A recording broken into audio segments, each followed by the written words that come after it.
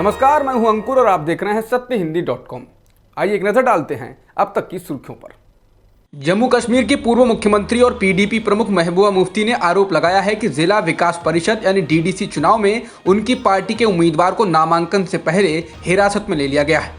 महबूबा मुफ्ती ने शनिवार को ट्वीट किया, भारत सरकार डीडीसी चुनाव में गैर बीजेपी दलों को हिस्सा लेने से रोक रही है। पीडीपी के बशीर अहमद को सुरक्षा का हवाला देते हुए पहलगाम में हिरासत में ले लिया गया, जबकि सुरक्षा के पर्याप्त इंतजाम थे। बता दें, कश्मीर में विपक्षी दलों का आरोप है कि प्रशासन गैर बीजेपी दलों को चुनाव प्रचार नहीं करने दे रहा है। उनको सुरक्षा के नाम पर घरों में लॉक कर दिया गया है। बीजेपी ने अब उन राज्यों पर जोर लगाना शुरू कर दिया है जहां चुनाव होने वाले हैं। इसी क्रम में आज केंद्रीय गृह मंत्री अमित शाह तमिलनाडु पहुंचे हैं। वो इस दौरान तमिलनाडु के स्थानीय नेताओं से मिलकर आगामी विधानसभा चुनाव की तैयारियों पर चर्चा करेंगे। इसी बीच आज दिन भर उनके विरोध में ट्विटर पर ट्रेंड चलाया गया है। लगभग 4.5 लाख से ज्यादा लोगों ने उनके विरोध में #GoBackAmitShah ट्रेंड कराया। पंजाब में किसान संगठन 23 नवंबर से रेल सेवा फिर से शुरू करने को राजी हो गए हैं। पंजाब के मुख्यमंत्री अमरिंदर सिंह और किसान संगठनों के बीच वार्ता के बाद ये सहमति बनी। हालांकि किसान संगठन रेल सेवा शुरू करने को सशर्त राजी हुए हैं। उन्होंने सरकार को 15 दिन की मोहलत दी है। उनका कहना है कि अगर सरकार से वार्ता विफल रही तो वो दोबारा आंदोलन शुरू कर देंगे। बता दें, केंद्र सरकार ने पंजाब में ट्रेन भेजना बंद कर दी थी, जिसके बाद से राज्य की अर्थव्यवस्था रुक सी गई थी। अकाली दल द्वारा बीजेपी के नेतृत्व वाले एनडीए को छोड़ने के 2 महीने से कम समय के बाद केंद्र सरकार ने पार्टी के नेता विक्रम सिंह मजीठिया की जेड श्रेणी सुरक्षा वापस ले ली है। केंद्र की तरफ से भेजे गए पत्र के बाद पंजाब सरकार ने अब मजीठिया की सुरक्षा की समीक्षा करने का फैसला लिया है। अकाली दल ने केंद्र सरकार के इस फैसले को राजनीतिक रंजिश की कार्रवाई करार दिया है। जम्मू कश्मीर के नगरोटा में सुरक्षा बलों और आतंकवादियों के बीच हुए एनकाउंटर में 4 आतंकवादी मारे गए थे। अब जांच में पता चला है कि सभी के पास सभी सामान पाकिस्तान में बना हुआ ही था। इनको डिजिटल रेडियो पर पाकिस्तान से टेक्स्ट मैसेज आ रहे थे। ये digital radio Pakistani company micro electronics ने बनाया था। इनके smartphone Pakistani company Q mobile द्वारा बनाए गए थे और इनके पास जो दवाइयाँ पाई गई हैं वो कराची में बनाई गई हैं। इसके अलावा जूते से लेकर बाकी चीज़ें भी पाकिस्तान में निर्मित थीं।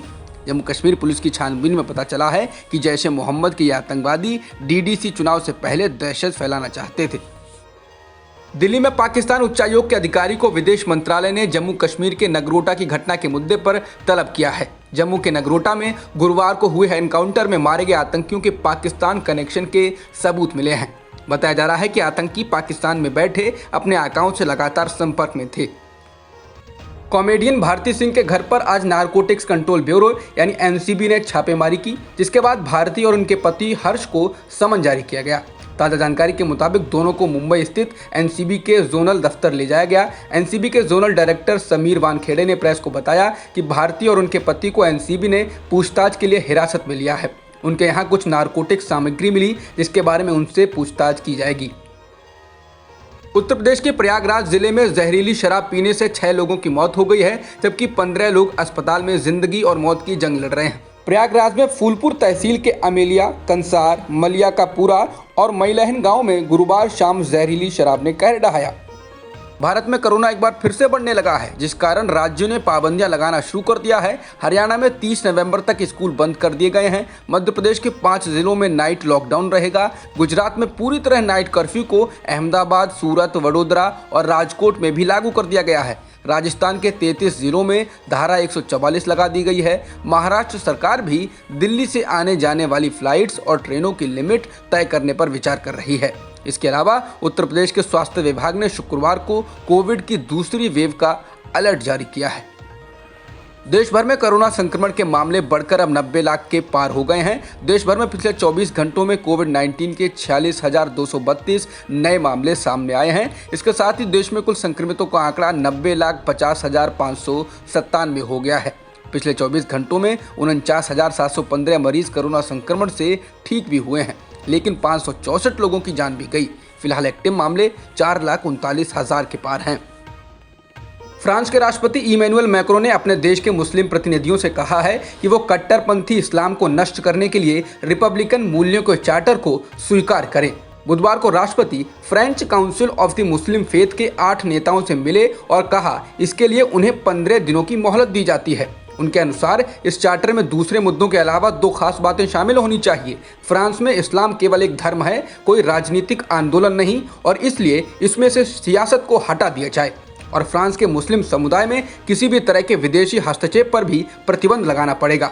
बता दें, राष्ट्रपति का कड़ा रुख पिछले महीने देश में 3 इस्लामी आतंकवादी हमलों के बाद से देखने को मिल रहा है।